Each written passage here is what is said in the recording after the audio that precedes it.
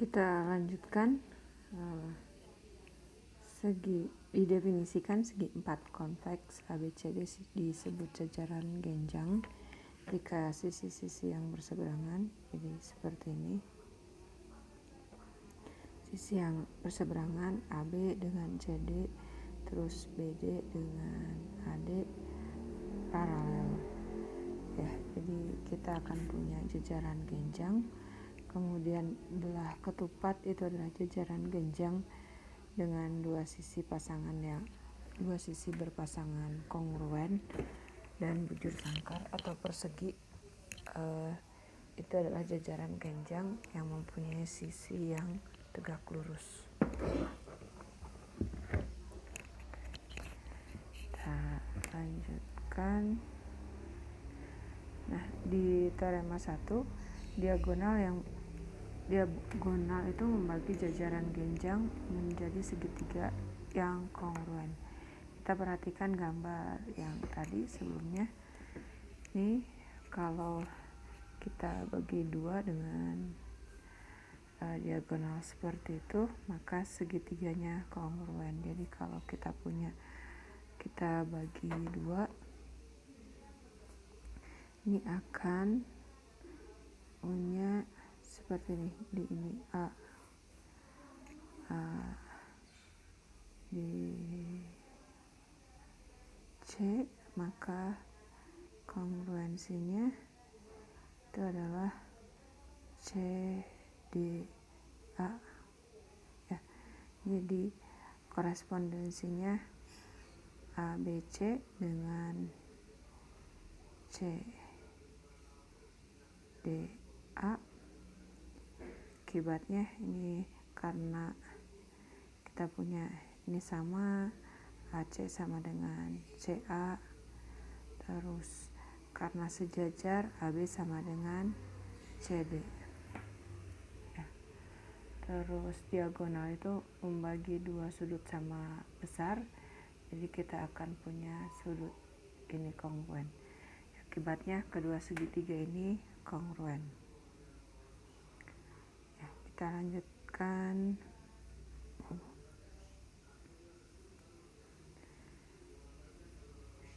Akibatnya sisi yang berseberangan dari jajaran genjang itu adalah kongruen. Kemudian sudut berseberangan dari jajaran genjang juga kongruen, sedangkan sudut sesisi merupakan sudut yang lurus. Jadi kita lihat kalau kita punya jajaran genjang,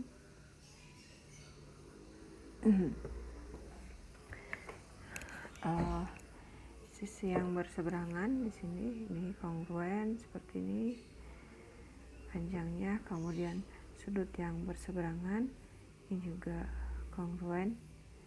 Kemudian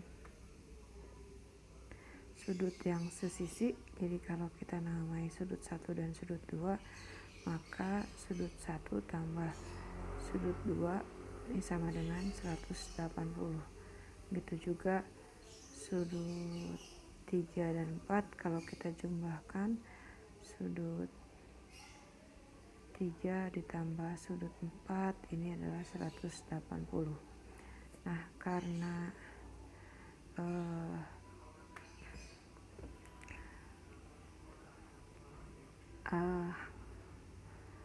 nih sudut 2 itu sama dengan sudut 4 karena dia berseberangan, jadi sudut 1 tambah sudut 4 juga 180. Dan sebaliknya sudut 3 ini karena sudut 4-nya berseberangan, jadi sudut 2 ditambah sudut 4 juga 180. Ya. Ini sifat-sifat jajaran genjang. Yang pertama merupakan segi empat yang konveks dengan sisi berseberangan yang kongruen. Kemudian mempunyai sepasang sisi yang kongruen dan paralel. Diagonalnya saling membagi dua. Jadi diagonalnya membagi dua seperti ini. Jadi dia merupakan jajaran genjang ini merupakan segi 4 konveks. Lebih jauh, jajaran genjang itu merupakan belah ketupat jika dan hanya jika yang pertama diagonalnya saling tegak lurus. Jadi kalau kita punya diagonal yang saling tegak lurus, maka dia merupakan belah ketupat. Ya, misalnya di sini bagian belakangnya kita hapus, maka ini berupa belah ketupat dan kita lihat diagonalnya saling tegak lurus. Ini kemudian jajaran genjang adalah persegi 4 jika dan hanya jika diagonalnya kongruen. Ini akan merupakan segi 4. Kita lihat persegi, ini persegi, kita lihat diagonalnya saling kongruen. Dan jajaran genjang merupakan bujur sangkar atau persegi jika dan hanya jika diagonalnya saling tegak lurus dan kongruen. Ya. Terus selanjutnya didefinisikan trapesium. Trapesium adalah segi 4 konveks dengan sepasang sisi yang berseberangan paralel. Jadi sisi yang berseberangannya kita perhatikan ini yang atas dan yang bawah, ini syaratnya hanya cukup paralel saja ya. Dan dua sisi lainnya yang disebut kaki. Segmen yang menghubungkan dua titik tengah kaki disebut median. Nah, trapesium disebut sama kaki jika dan hanya jika kedua kakinya kongruen dan tidak mempunyai sudut siku. Kalau dia kongruen dan membentuk sudut siku, nanti jadinya jadi persegi ya, jadi segi 4. Kemudian teorema 2, teorema penghubungkan titik tengah trapesium. Jadi kalau misalkan sebuah garis yang memotong satu kaki trapesium paralel terhadap alas merupakan median dengan panjang setengah dari jumlah panjang alas dan atap. Sebaliknya, median trapesium terhadap alas dan atapnya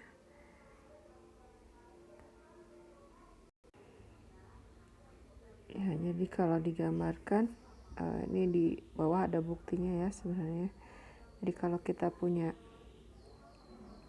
trapesium seperti ini, kemudian garis yang memotong salah satu kaki trapesium kemudian paralel terhadap alasnya merupakan median dengan panjangnya. Jadi kalau kita punya seperti ini A, B, C, D, kemudian dia berpotongan di E dan F, maka panjang EF ini sama dengan setengah dari AD ditambah BC. Ya. Seperti ini. Jadi kemudian di bawahnya sebaliknya median trapesium paralel terhadap alas-alasnya. Ya, dengan panjangnya setengah dari panjang alas-alas. Ini buktinya misalkan kita punya garis L yang di tengah ini ya, itu membagi kaki AD di L dan paralel terhadap CD, kemudian garis L ini memotong sisi BC di N ya. Kemudian kalau kita buat diagonal A ke C, diagonal A ke C seperti ini, akibatnya L membagi 2 AC di titik M ya. Oke, terus di teorema sebelumnya kita punya LM, panjang LM itu adalah setengah dari DC ya, setengah dari ini. Kemudian kita punya MN, ini adalah setengah dari AB. Jadi LM di sana gambarnya LM, jadi LM ya. Di sini ini L, ini M, jadi LM kita punya seperti ini, jadi setengah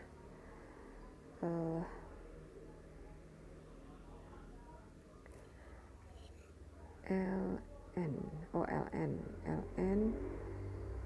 LM itu adalah di sini LM sama LN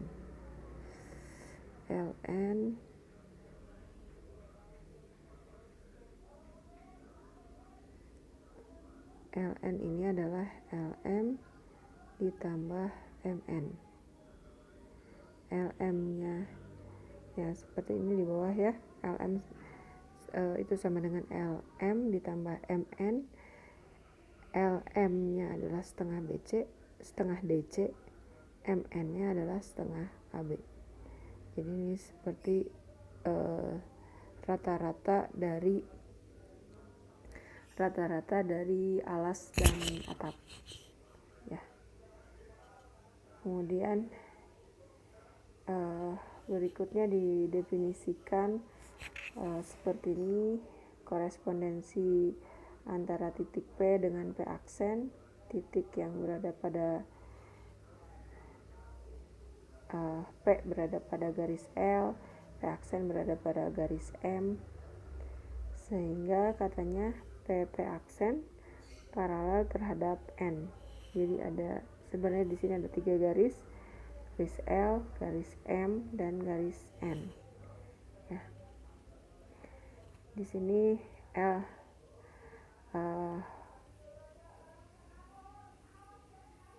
ini berlaku untuk, jadi kita ambil P berapapun di L, kita bisa buat cari pasangannya P aksen di garis M, sehingga PP aksen ini paralel terhadap N. Jadi kita buat segmen yang ujung-ujungnya di garis L dan M, sehingga segmen tadi paralel terhadap garis N. Nah, diklaim katanya dia memenuhi perbandingan seperti ini.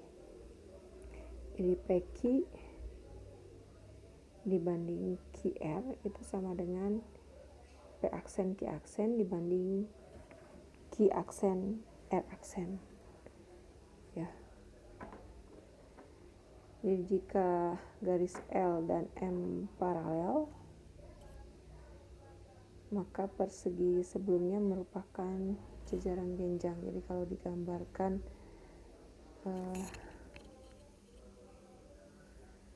misalkan L dan M nya paralel di sini, jadi L dan M paralel seperti ini L, ini M, maka PP aksen P aksen, kemudian Q aksen, ini Q aksen.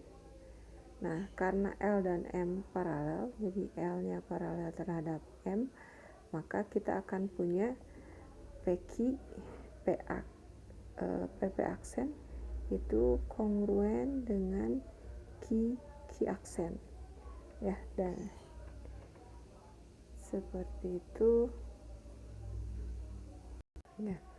Akibat yang lain, karena kita punya ini PP aksen sama dengan Q aksen, akibatnya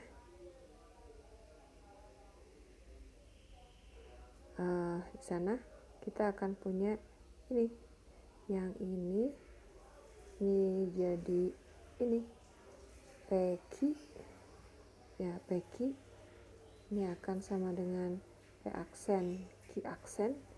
Itu juga kalau ada R di bawahnya ya, si R aksen ini jadi QR itu sama dengan Q aksen R aksen, karena kita akan punya P aksen itu adalah jajaran genjang, begitu juga QR R aksen dan Q aksen ini berupa jajaran genjang ya. Selanjutnya kalau tadi kan dari bentuk yang pertama ini kita asumsikan L dan M-nya sejajar. Jadi kita akan punya persegi-persegi yang ini yang asalnya trapesium jadi berbentuk jajaran genjang. Selanjutnya, bagaimana kalau L dan M ini berpotongan? Jadi berpotongan dia akan membentuk segitiga ABC. Dan jika ada sisi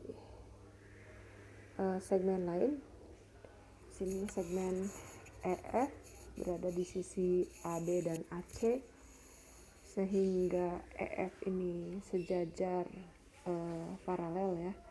EF ini paralel terhadap BC, maka kita akan punya persamaan seperti di persamaan satu tadi, yaitu AE dibanding dengan ya ini perbandingannya jadi beda ya, AE banding AB, terus AE sama dengan AF banding AC. Kalau tadi yang persamaan pertama ya kalau kita samakan dengan persamaan yang pertama, kita akan punya AE banding EB, ini akan sama dengan AF dibanding dengan FC. Nah, kemudian kita punya lemma pada segitiga ABC dengan yang ini tidak perlu dibuktikan ya, atau bisa dicari sendiri sebenarnya. Gimana? Tadi kan yang kita ketahui AE kalau mengikuti persamaan yang ini, persamaan satu ini, kita akan punya AE banding dengan EB ini sama dengan AF dibanding dengan AC.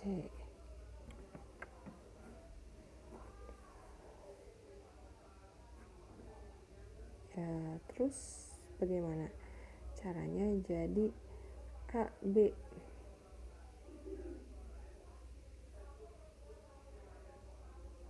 Ya, ini di bawahnya jadi AB, kemudian AC. Oh, ini bukan AC ya, ini harusnya FC.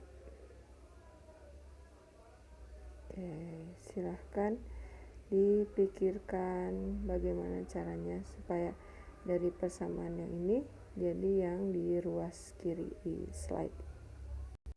Kemudian kita punya lemma ini, kalau kita punya segitiga ABC katanya ya, kalau kita punya segitiga ABC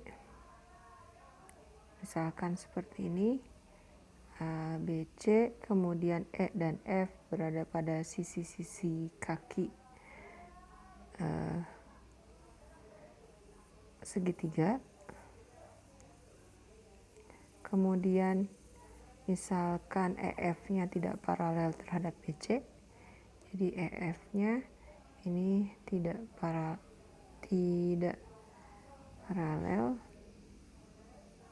ya, tidak paralel terhadap BC, maka kita tidak bisa punya kesamaan seperti di ini.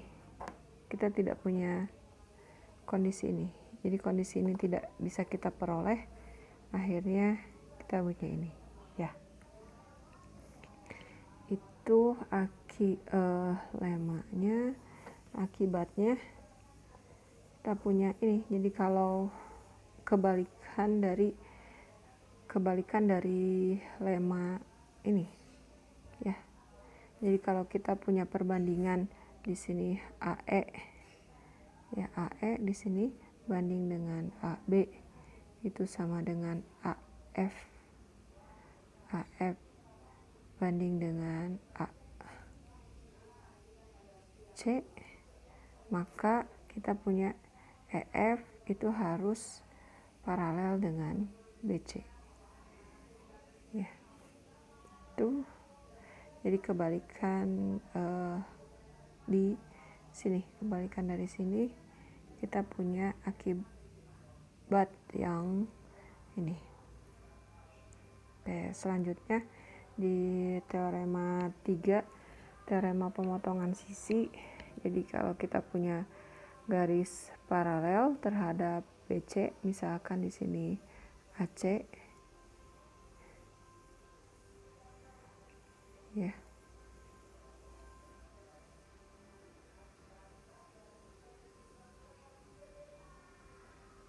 Jika kita punya garis paralel terhadap BC, kemudian segitiga ABC ini memotong dua sisi AB dan AC di E dan F, maka kita akan punya perbandingan seperti ini, ya.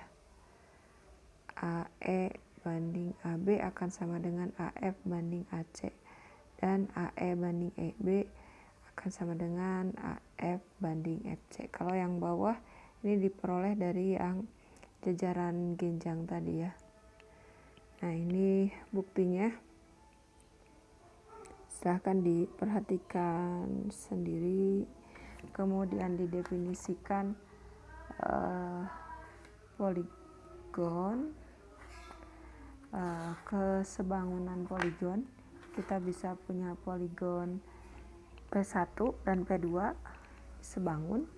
Notasinya seperti ini. Jika dan hanya jika yang pertama sama seperti pada segitiga ataupun segi empat, kita harus punya korespondensi satu-satu. Korespondensi satu-satu antar titiknya. Kemudian syarat kongruensi pada sisi dan sudut terpenuhi, yaitu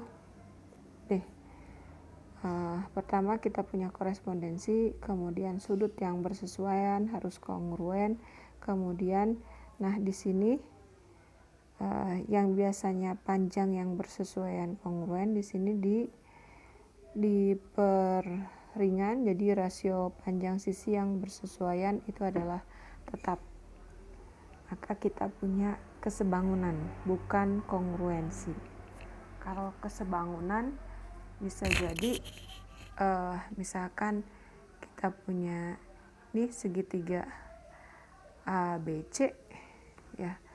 Jadi kalau kesebangunan, ini gambarnya udah ada segitiga, ini segitiga ABC itu akan sebangun dengan segitiga AEF, ya. Karena tadi di atas kita punya AE ini dengan EB itu perbandingannya sama antara AF dengan FC, ya. Atau lebih jauh lagi kita akan punya ini AE dibanding dengan AB,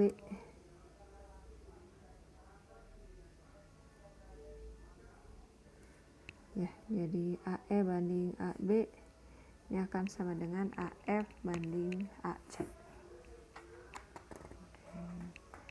Nah, lebih jauh pada lemma di sini, kalau kita punya segitiga ABC dengan D dan E pada sisi AB dan AC, jadi kita punya titik D dan E seperti ini dengan DE-nya ini, ya, DE-nya sejajar dengan BC, maka kita akan punya perbandingan ini. Jadi AD banding AB akan sama dengan AE dibanding AC dan DE dibanding BC, ya. Itu. Kemudian teorema 1, kriteria AA, katanya jika terhadap suatu korespondensi dua segitiga mempunyai sepasang sudut kongruen, maka kedua segitiga tersebut sebangun. karena kalau di segitiga di Euclid, kalau kita punya misalkan kita punya dua sudut yang kongruen, otomatis sudut yang ketiga pasti sama ya, kongruen juga, karena jumlah sudut segitiga di Euclid itu adalah 180 ya, dan dia akan memenuhi kesebangunan sesuai dengan di kriteria kesebangunan AA. Kemudian teorema 2, kriteria kesebangunan SAS, yaitu sisi, sudut, sisi. Katanya kalau kita punya sini segitiga ABC dan XYZ, ya kita gambarkan ini ada segitiga ABC, kemudian kita punya segitiga XYZ juga. Kita buat korespondensinya ya. Jadi ABC ini berkorespondensi dengan XYZ terlebih dahulu, kemudian maka kita punya katanya di sini AB dibanding dengan XY, terus AC dibandingkan dengan XZ. Kita peroleh seperti itu, dan kita akan punya sudut A ini kongruen dengan sudut A kongruen dengan sudut X, maka kedua segitiga tadi ABC dengan XYZ itu sebangun ya. Jadi yang dimaksud sisi ini sisi yang mengapit sudut, ini sisinya, kemudian ada sudut yang diapitnya kongruen. Jadi untuk kriteria kesebangunan SAS ini kita harus punya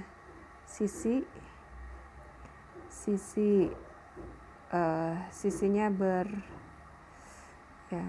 berurutan, sisi yang memenuhi rasio tertentu, kemudian sudut yang diapit sisinya kongruen. Seperti itu, maka kedua segitiga tersebut memenuhi kesebangunan.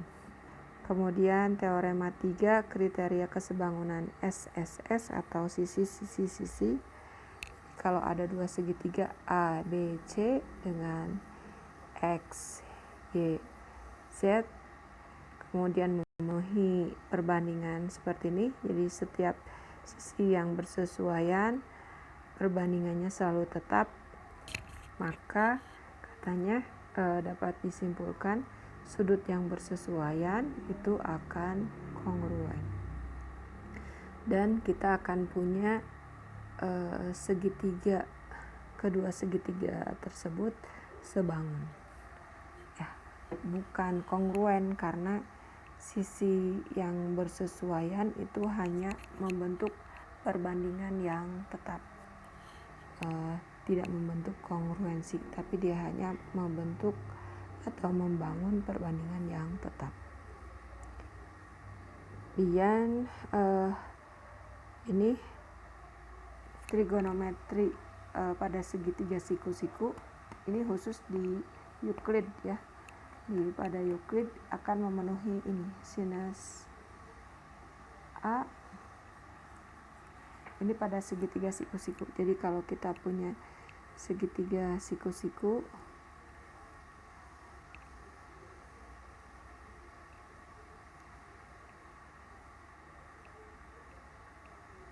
misalkan siku-sikunya di sini,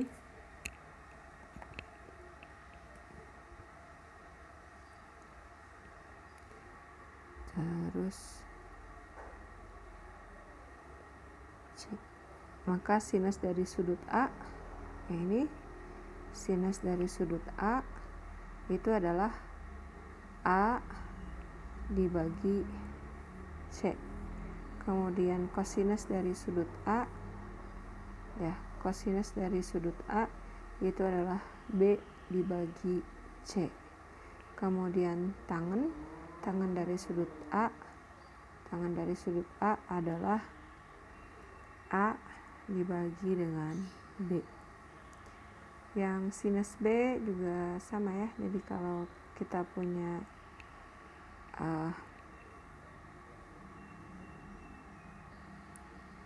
sudut B, ini sudut B, sinus B itu adalah depan. Kalau sinus depan bagi sisi miring. Kalau kosinus berarti samping dibagi sisi miring. Kalau tangen berarti depan dibagi samping. Ya, itu sinus dan kosinus untuk segitiga siku-siku. Kemudian aturan sinus pada segitiga itu memenuhi ini. Ya. Jadi panjang A itu dibagi dengan sinusnya. Nih, kita lihat ini berseberangan ya antara sisi dengan sudut. Itu perbandingannya akan sama dengan sisi yang lain dibagi dengan sinus sudut di seberangnya. Itu selalu tetap, perbandingannya selalu tetap. Gitu. Ya, termasuk ini yang C, sisi C dibanding dengan sinus sudut C. Itu aturan kosinus. Kemudian aturan sinus, yang ini aturan sinus. Selanjutnya aturan kosinus itu memenuhi aturan ini. Kalau aturan sinus dan kosinus tadi, sinus dan kosinus ini berlaku untuk segitiga sembarang, bukan hanya segitiga siku-siku. Yang segitiga siku-siku hanya yang aturan ini aja. Jadi yang segitiga siku-siku ini hanya berlaku untuk ini aja. Kalau sinus dan kosinus itu berlaku untuk sembarang segitiga. Nah, ini aturan kosinus itu memenuhi ini. Jadi A kuadrat itu akan sama dengan jumlah kuadrat sisi-sisi lainnya dikurangi 2 dikali sisi lainnya, perkalian sisi lainnya dikali dengan kosinus sudut ini yang di seberangnya. Ya, selalu seperti itu. Kita perhatikan yang kedua juga sama. Kita punya B kuadrat.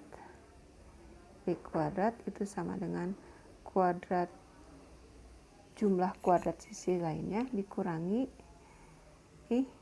sudutnya dulu ya, 2 kosinus B dikali dikali panjang sisi lainnya. Ya, itu sekian kuliah pekan ke-6 ini. Terima kasih. Assalamualaikum warahmatullahi wabarakatuh.